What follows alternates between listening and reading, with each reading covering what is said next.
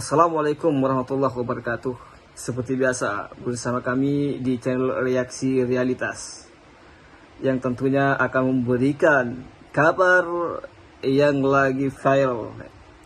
Dilansir dalam wartaekonomi.co.id, Puan Maharani akan diusulkan menjadi wapres pengganti Gibran. Di mana dalam beritanya, mari kita baca ya bersama-sama.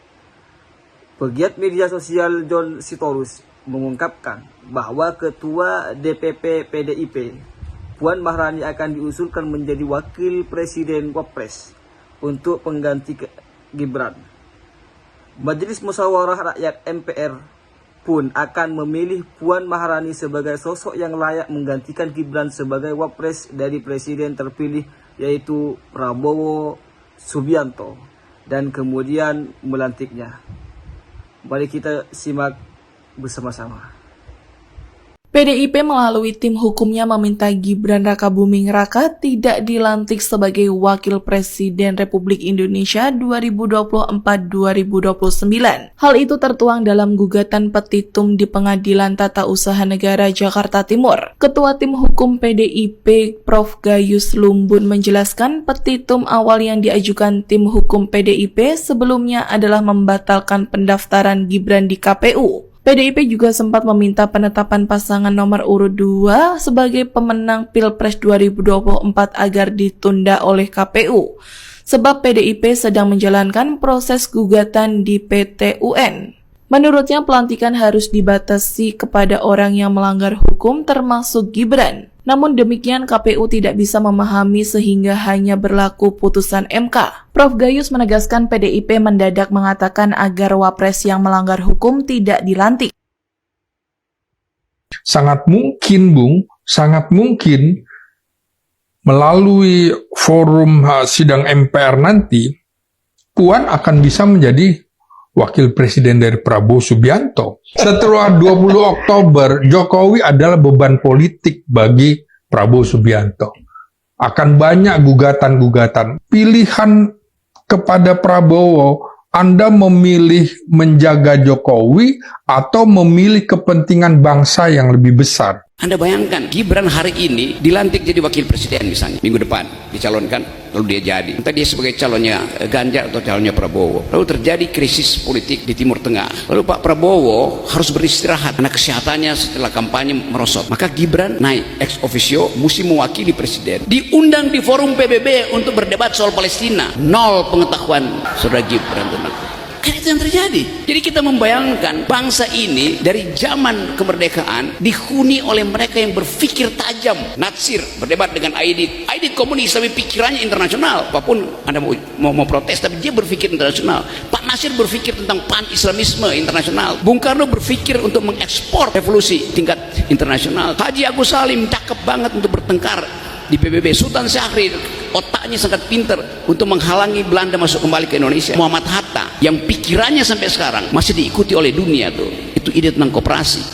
Saya menolak Gibran. Saya tak ingin Gibran jadi wakil presiden saya. Saya nyatakan itu sebagai hak warga negara. Karena itu tentu saja saya perlu menjelaskan mengapa saya menolak Gibran. Gibran dilantik sebagai wali kota Solo pada Februari tahun 2021. Lalu 2 tahun 8 bulan kemudian dia ditetapkan oleh Komisi Pemilihan Umum sebagai calon wakil presiden dari Prabowo. Ada waktu kurang dari 3 tahun Gibran menjadi wali kota di sebuah kota yang tidak terlalu besar, Jakarta. Ini sebetulnya sudah cukup menjadi alasan untuk membuat orang mempertanyakan kelayakan Gibran.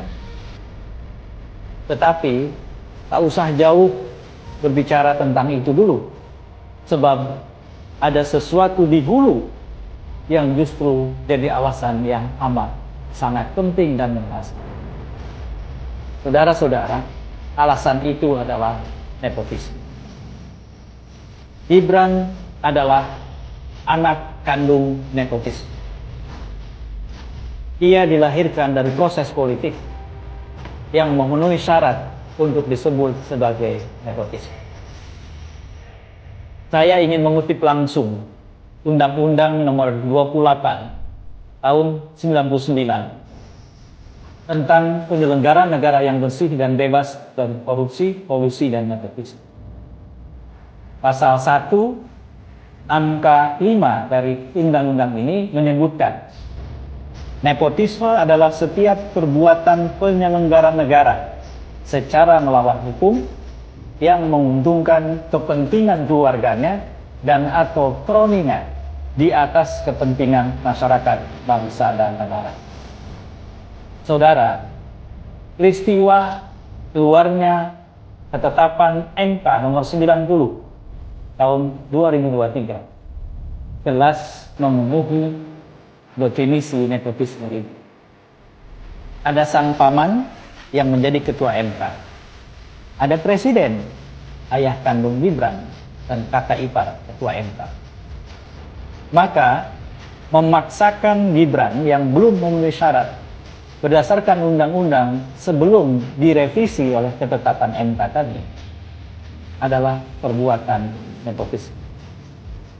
Dengan demikian, apa yang terjadi di hadapan kita sebetulnya adalah pelanggaran undang-undang dan di dalamnya terlibat presiden.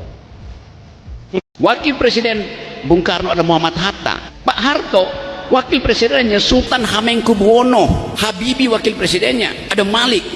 SBY, wakil presidennya Yusuf Kala mengambil alih masalah-masalah ekonomi, dan SBY anggap dia percaya tuh. Karena misalnya bayangin, wakil presiden Prabowo adalah Gibran. Jauh betul jarak konseptual dia tuh. Saya kritik itu, walaupun saya berteman dengan Pak Prabowo, tapi saya masih kritik keadaan semacam itu. Tim hukum PDIP Gayus Lambuun yakin PT UN bakal mengabulkan gugatannya terhadap KPU. Gayus yakin Gibran tidak bisa dilantik jadi wakil presiden pada Oktober mendatang, sebab pencalonan Gibran disebut cacat hukum. Ya, yang bermasalah bagi kami Gibran, bagi kami. Ya tidak bisa dilantik, walaupun KPU memutuskan ini tidak bisa dilantik. Orang bermasalah, putusan yang cacat hukum, artinya ditemukan nanti kalau ini oleh mata terbukti cacat, berarti karena tidak bisa tidak dikirim ke DPR kok bisa ini. Artinya putusan MK mengenai batas umur itu tidak sah. Nah, ya resikonya ya diputuskan menang, tapi kan itu ya non executable, tidak bisa di seluruh sidang paripurna akan memutuskan apakah bisa nggak orang cacat hukum dilantik. Ya, PR-nya bukan pribadi, saya ingatkan, bukan pimpinan, bukan personal, tapi lembaga di mana rakyat bermusyawarah.